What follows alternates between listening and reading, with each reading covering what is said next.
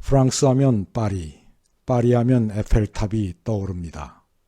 그만큼 에펠탑은 프랑스의 대표적인 랜드마크죠. 많은 분들이 파리에 가면 에펠탑 앞에서 사진을 찍거나 올라가 보곤 하지요. 하지만 에펠탑의 역사적 의미를 곰곰이 생각해 보신 적이 있나요? 잘 알려진 대로 에펠탑은 1889년 파리 세계박람회장의 정문으로 사용하기 위해서 지어진 구조물입니다. 때는 유럽의 전성기, 아름다운 시대라는 의미의 라벨르 에포크라 불리우던 시절이었습니다. 유럽의 각국은 세계박람회를 통하여 자신들의 국력을 저마다 뽐내고 있을 때였죠. 1889년 파리 박람회 측은 이런 생각을 했죠. 적어도 300m 이상의 거대한 탑을 박람회장에 세우기로 하고 공모를 하였습니다. 수많은 공모자 가운데 귀스타브 에펠이 있었지만 에펠의 강력한 라이벌은 질르 브르데였습니다. 그는 1878년의 파리 세계박람회 중심 전시관이었던 빨레 트로카데로에 참여한 경력의 명성이 높은 건축가였습니다. 질르 브르데는 전통적 거장답게 이렇게 생각했죠. 그래서 300m 높이의 이런 석탑을 제안했습니다. 꼭대기에는 파리의 밤하늘을 수놓을 라이트 빔까지 설계했고요. 그러나 구조적으로 불가능한 설계안이었습니다. 석조 건축물을 300m 높이로 올리려면 피라미드보다 훨씬 더 넓은 면적의 기초가 필요했을 겁니다. 결국은 철로만 이루어진 구조물을 제안한 에펠의 안이 채택되었습니다. 그는 엔지니어링 회사를 운영하고 있었는데 에펠의 회사는 당시 한창 건설되던 철교 등의 설계를 맡으면서 철구조물에 익숙했거든요.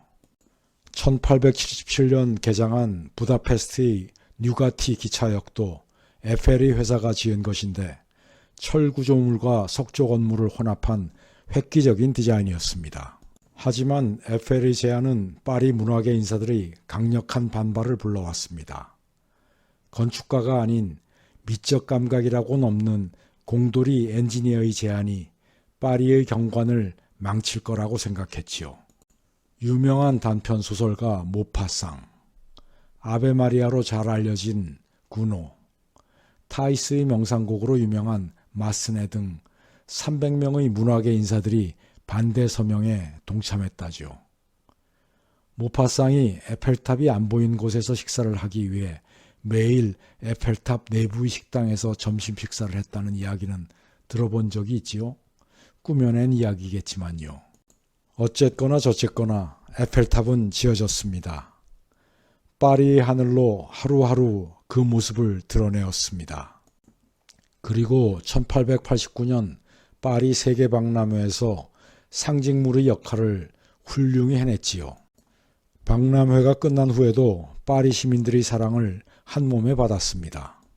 귀스타브 에펠은 20년 동안 에펠탑에서 나오는 수익금을 차지하는, 요즘 말로 하면 BOT 방식의 계약을 해서 엄청난 돈을 벌었답니다. 그렇다면 이게 에펠탑의 역사적 의미일까요? 아닙니다. 진정한 에펠탑의 시대적 의미는 지금부터입니다. 에펠탑이 세워지던 19세기 말 벨 에포크 시대는 진정한 철의 시대였습니다.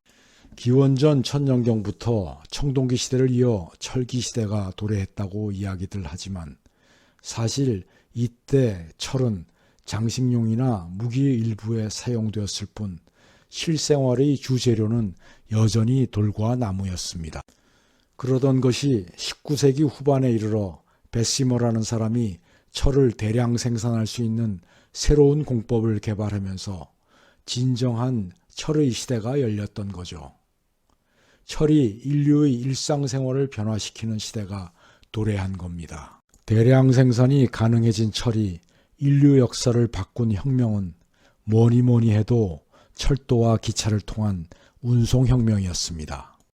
무기의 규모도 커지고 성능도 고도화되어 1914년에 일어난 제1차 세계대전은 인류가 일찍이 경험해보지 못했던 지옥을 열었습니다. 이런 시대에 오로지 7,000톤의 철로만 이루어진 전대미문의 구조물이 당시 세계 문명의 중심지라고 자부하던 파리에서 우아한 전통적 석조 건축물을 물리치고 세워진 건 우연일까요? 시대 정신의 자연스러운 표현이라고 해야 할 겁니다.